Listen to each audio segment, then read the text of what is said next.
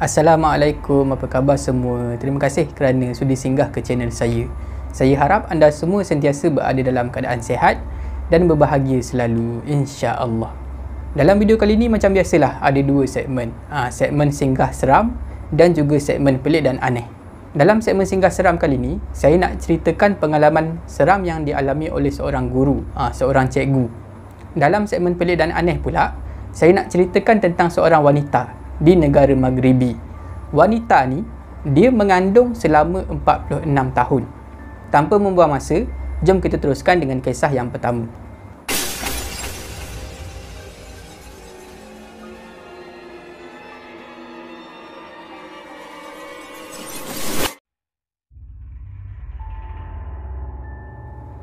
Selamat datang ke segmen singgah seram. Untuk kisah kali ini, saya akan gunakan nama samaran Azmi untuk memudahkan cerita. Azmi adalah seorang guru, seorang cikgu. Azmi mengajar di sebuah sekolah swasta lah, di negeri Selangor. Selain daripada mengajar di sekolah swasta tu, Azmi juga ada buat part time. Selepas habis waktu sekolah, dia akan buat kelas tutor. Maknanya Azmi ni, dia akan pergi daripada rumah ke rumah. Siapa-siapa yang perlukan perkhidmatan dia lah, buat kelas tambahan, subjek-subjek yang tertentu. Biasanya Azmi habis mengajar kelas tutor tu sekitar pukul 10 malam. Macam itulah cara Azmi cari duit, duit tambahan. Sepanjang buat kerja tutor tu, kerja part time tutor tu, Azmi tak pernah mengalami apa-apa yang pelik, apa-apa yang menyeramkan, kecuali pada satu malam. Pada satu malam ni, macam biasalah, Azmi dia pergi mengajar di rumah seorang student di Kepong, Selangor. Student Azmi ni perempuan. Dia 16 tahun. Maknanya tahun depan dia ambil SPM. Jadi malam tu macam biasa, Azmi pergi dekat Kepong, pergilah mengajar di rumah student ni. Tapi malam tu ada satu benda yang pelik Azmi perasan. Mak kepada student ni, budak perempuan ni, asyik pandang ke arah Azmi. Biasanya tak macam tu. Azmi dah mula rasa pelik dah pada masa tu. Kenapa pula makcik ni pandang aku? Tapi tak apalah, lantaklah. Aku bukannya ada buat salah apa-apa pun. Azmi pun terus mengajar. Sampailah habis sesi tutor tu. Bila dah habis sesi tutor tu, Azmi pun minta diri, masuk dalam kereta dia nak balik lah. Masa tu Azmi perasan mak kepada student dia ni masih lagi pandang ke arah dia. Tak apalah, Azmi buat macam biasa je. Masa Azmi nak mula masuk dalam kereta tu, Azmi tengok dekat alas kaki dia ada banyak pasir. Entah daripada mana datangnya pasir tu. Tadi tak ada masa dia datang ke rumah student ni. Memang tak ada siapa-siapa pun yang masuk dalam kereta tu selain daripada dia. Bukan sikit pasir, banyak. Nampak macam ada orang masuk dalam kereta tu. Azmi pun keluarkan alas kaki di tempat duduk dia tu. Dia keluarkan, dia tempaslah dekat luar. Dia keluarkan semua pasir-pasir tu. Lepas tu dia letak balik. Azmi pun mulalah memandu. Lebih kurang 2-3 minit macam tu, dah keluar daripada taman perumahan student dia ni. Azmi pun pasang aircon. Masa Azmi pasang aircon tu, Azmi terperasan aircon tu keluar daripada dua arah. Arah depan dan arah kaki. Azmi rasa pelik lah. Siapa pula yang pergi adjust dia punya setting aircon ni? Sebab Azmi ni, kereta dia cuma pasang satu arah saja, arah depan aja. Aircon yang menghala ke kaki ni, Azmi tak pernah buka. Jadi dah ada dua kejadian pelik pada masa tu. Memang nampak macam ada orang masuk kereta dia. Azmi cuba untuk tak endahkan sangat benda-benda pelik ni. Azmi tukar balik setting aircon tu menjadi satu hala. Hala ke depan aja angin aircon tu. Azmi terus memandu, sambung memandu. Tak lama lepas tu, tiba-tiba Azmi terdengar ada satu bunyi yang sangat kuat daripada arah bumbung kereta dia. Bom bunyi. Macam ada satu benda yang berat terhempas di atas bumbung kereta. Terperanjat Azmi pada masa tu. Azmi cuba tenangkan diri. Dia sambung memandu sambil membaca surah-surah daripada Al-Quran. Surah-surah yang dia tahu. Sepanjang perjalanan balik tu, ada 2-3 biji kereta yang bagi high beam, bagi lampu tinggi. Azmi dah mula seram sejuk. Memang ada benda tak kena. Akhirnya Azmi berhenti dekat tepi jalan. Dia parking kereta di tepi jalan. Dia keluar daripada kereta. Azmi cek keadaan kereta dia. Azmi tengoklah dekat keliling kereta dia, dekat atas bumbung kereta Azmi okey je. Tak adalah nampak kemek ke bercala ke apa, tak ada. Akhirnya Azmi sambung memandu, sambung balik ke rumah. Azmi ni, dia menyewa seorang diri di sebuah rumah. Bila dah sampai tu, Azmi parking kereta dia dekat tempat parking. Lepas tu Azmi tekan butang. Kereta Azmi ni, dia boleh tutup sendiri side mirror tu, kedua-dua belah. Dan Azmi, dia ada satu habit, satu tabiat dia sendirilah. Dia suka tengok side mirror dia tu tertutup bila dia tekan butang. Jadi masa tu Azmi tekan butang tutup tu, dia punya side mirror pun tertutup lah dua-dua belah. Azmi perhatilah side mirror dia ni masa nak tertutup tu. Masa tu lah Azmi ternampak dekat bahagian tepi kereta ada satu susuk tubuh berdiri serba putih. Tapi bukan sebelah pemandu, bukan sebelah kanan. Sebelah kiri belakang. Sekejap aja Azmi nampak benda tu. Bulu roma Azmi serta-merta meremang. Azmi cepat-cepat toleh ke belakang tengok, tapi benda tu dah tak ada. Azmi tak puas hati. Dia keluar daripada kereta, dia tengok. Dia pusing kereta dia tengok dekat kawasan belakang. Benda tu memang dah tak ada. Azmi pun cepat-cepat ambil barang-barang dia dalam kereta tu, cepat-cepat masuk dalam rumah. Masa masuk dalam rumah tu, Azmi lupa bagi salam, lupa bismillah. Dia masuk macam tu je. Tutup pintu, kunci pintu dan terus pusing nak berjalan masuk ke ruang tamu. Baru 2 langkah Azmi berjalan, tiba-tiba Azmi terdengar suara seorang perempuan memberi salam di depan pintu. Assalamualaikum. Masa tu Azmi dah tahu dah, ini memang bukan manusia, benda lain ni. Jadi Azmi tak menyahut. Azmi terus berjalan. Dia pergi dekat dapur. Dia rasa dahaga nak minum air. Azmi tak pedulikan suara tadi, suara bagi salam tu. Dia pergi dekat dapur. Dia letak handset dia dekat atas meja dapur tu. Dia ambil lah segelas air, minum. Dah selesai minum air tu, Azmi terus menuju ke arah bilik dia. Ambil tuala dan pergi kat bilik air mandi. Bila Azmi dah selesai mandi, Azmi pun berbaring di atas katil dia. Masa tu Azmi meraba-raba mencari handset dia. Tengok-tengok tak ada. Masa tu lah Azmi terdengar bunyi handset dia berdering. Rupanya dia baru teringat handset dia tadi dia letak dekat dapur. Azmi pun bangun. Masa tu dah pakai baju semualah. Azmi pun pergi dekat dapur. Dia tengok handset dia berbunyi, tapi tak sempat. Masa Azmi dah sampai dekat handset dia tu, dekat meja dapur tu, panggilan tu dah tamat. Azmi pun angkat lah. Tengok dekat skrin telefon, nombor mak kepada student tadi, yang dia mengajar last tadi. Azmi pelik juga masa tu. Dah kenapa pula mak budak ni call aku malam-malam macam ni? Macam-macam benda lah Azmi fikir. Mak budak ni perkenan kat aku ke, benda-benda macam tu lah. Sedang Azmi berfikir tu, tiba-tiba pilih air yang dekat sinki dapur tu terpulas sendiri. Air pun keluar dengan sangat laju. Terperanjat Azmi pada masa tu. Azmi jadi terpinga-pinga. Apa benda yang dah berlaku sebenarnya malam ni? Azmi pun cepat-cepat pergi tutup pilih air tu. Lepas tu Azmi ambil handset dia, pergi dekat ruang tamu, duduk. Baru je Azmi duduk, tiba-tiba handset Azmi berdering sekali lagi. Azmi tengok nombor, samalah nombor tadi, nombor mak kepada student tadi. Azmi pun angkat. Lepas tu Azmi dan mak student tu bercakap lah dalam telefon. Macam ni lah lebih kurang dia punya conversation tu, dia punya perbualan tu. Hello, Assalamualaikum. Ya puan, ada apa puan? Azmi, makcik nak tanya ni, kamu macam mana? Okey tak? Oh, saya okey je puan. Saya dah selamat sampai dekat rumah sekarang ni. Baru aja nak tidur. Cikgu tak nampak ke benda tu? Benda tu dah masuk dalam rumah ke cikgu? Nampak apa puan? Apa yang dah masuk dalam rumah? Cikgu, macam ni cikgu. Cikgu jangan buka pintu. Jangan sahut kalau ada orang bagi salam. Dan cikgu kena baca ayat kursi dan 3 kul banyak-banyak. Lepas mak student tu cakap macam tu, dia terus putuskan panggilan. Azmi jadi terpinga-pinga pada masa tu. Dah kenapa pula makcik ni? Dalam keadaan terpinga-pinga tu, tiba-tiba Azmi terdengar satu suara daripada arah dapur. Macam tu. Bunyi orang perempuan ketawa, perlahan dan macam menyindir. Azmi terkejut pada masa tu. Sebab dalam rumah tu memang dia seorang je ada. Tak ada orang dekat dalam rumah tu, memang dia seorang. Azmi pun cepat-cepat menoleh, memandang ke arah dapur.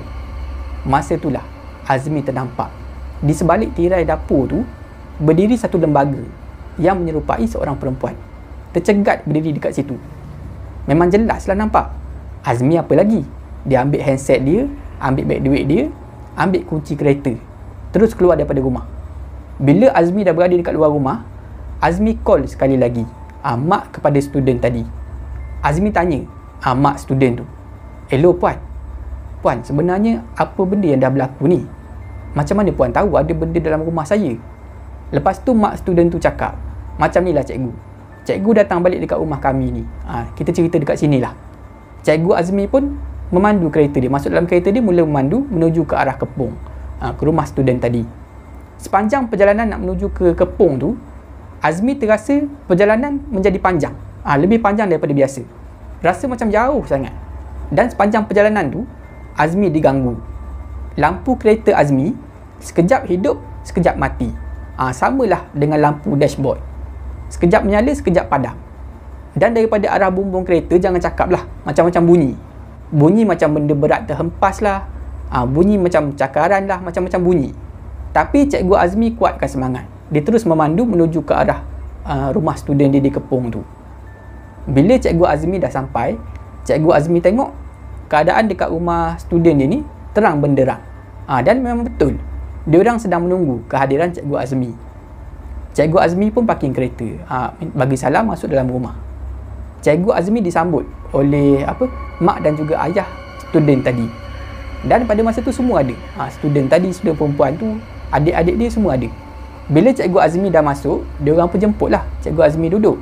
Mak dan juga ayah student ni mula bercerita, macam ni sebenarnya cikgu. Masa cikgu datang mengajar tadi, kita orang dah perasan, saya dan juga isteri saya dah perasan ada satu benda yang pelik pada cikgu malam ni. Kita orang rasa meremang bila cikgu lalu dekat kita orang. Dan kita orang perasan masa cikgu balik tu, cikgu ada tinggalkan kesan pasir pada kerusi dan pada pintu depan. Dan lagi satu yang membuatkan kita orang yakin sangat-sangat ada benda tak kena, masa cikgu memandu keluar daripada pagar rumah ni, ada satu benda yang duduk di atas bumbung cikgu. Dia sama-sama nampak tak nampak aje. Sebab itulah bila cikgu sampai dekat rumah, kita orang call cikgu, nak pastikan keadaan cikgu macam mana. Sebenarnya ayah kepada student ni, dia ada ilmu, ilmu untuk mengubat orang. Tapi tak adalah sampai macam pusat perubatan Islam tu, tak. Dia cuma sekadar boleh ikhtiar je lah. Jadi dipendekkan cerita, ayah kepada student ni, tolonglah cikgu ni, dia berubat cikgu ni. Cikgu Azmi cakap masa tu ayah kepada student ni, dia seolah-olah sedang berlawan dengan makhluk yang ikut cikgu ni. Tak tahulah macam mana dia bersilat ke macam mana, tapi yang pastinya Cikgu Azmi cakap ayah kepada student ni berlawan dengan benda tu. Lama juga, sekitar 30 minit lebih, setengah jam macam tu. Akhirnya selesailah. Tapi ayah kepada student ni nasihatkan kepada Cikgu Azmi untuk sambung berubat. Jumpalah ustaz ke ataupun pusat perubatan Islam ke, sambung berubat. Cikgu Azmi pun ikutlah saranan tu. Ayah student tu cakap mungkin benda ni dah ikut Cikgu Azmi masa Cikgu Azmi nak datang ke rumah dia orang. Benda ni mungkin yang liar, tengok Cikgu Azmi, lepas tu dia berkenan, sebab itulah dia ikut Cikgu Azmi sampai ke rumah. Macam itulah kisah yang diceritakan oleh Cikgu Azmi. Kata Cikgu Azmi, sekarang ni dia masih lagi pergi mengajar di rumah student tu. Dan Alhamdulillah, dah tak ada lagi gangguan pelik macam tu.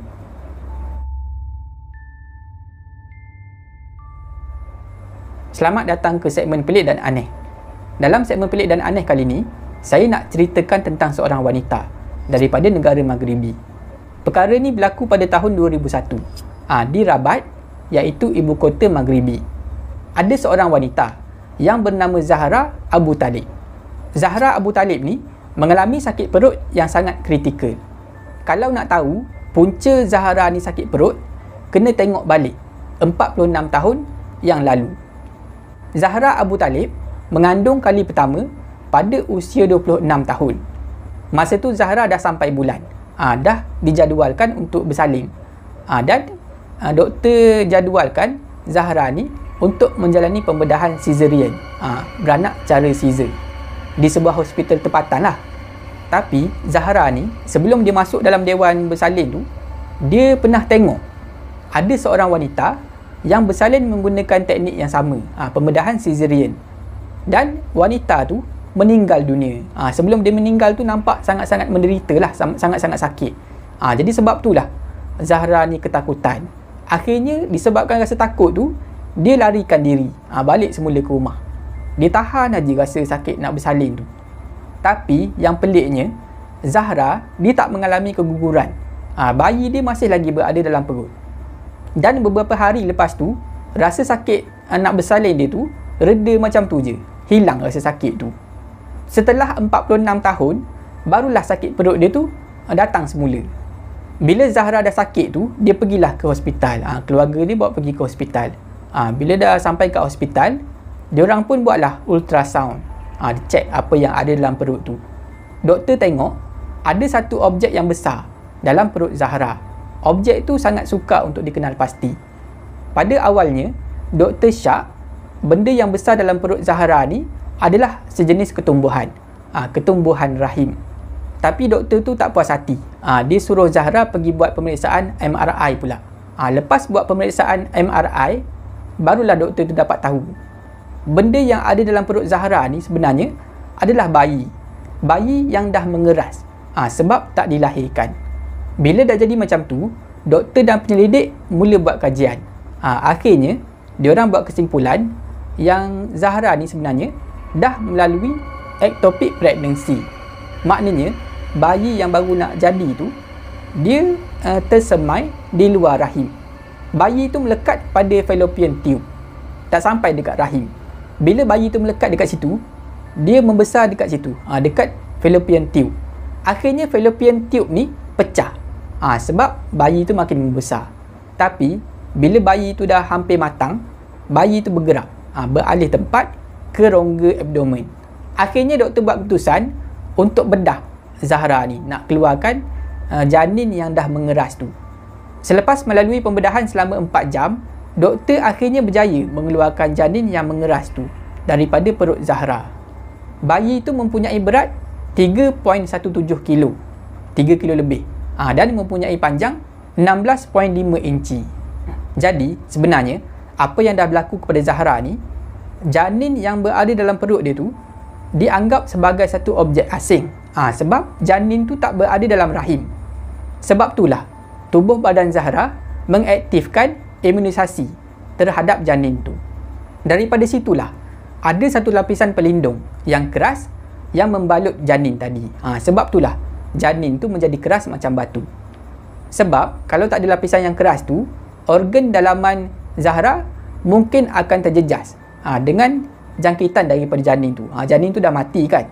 Kalau tak ada lapisan tu, kenalah semua organ dalaman si Zahra ni. Proses janin menjadi keras ni ada nama. Proses pengawetan janin, iaitu litopedion. Proses ni boleh berlaku selepas 14 minggu dari tempoh kehamilan normal.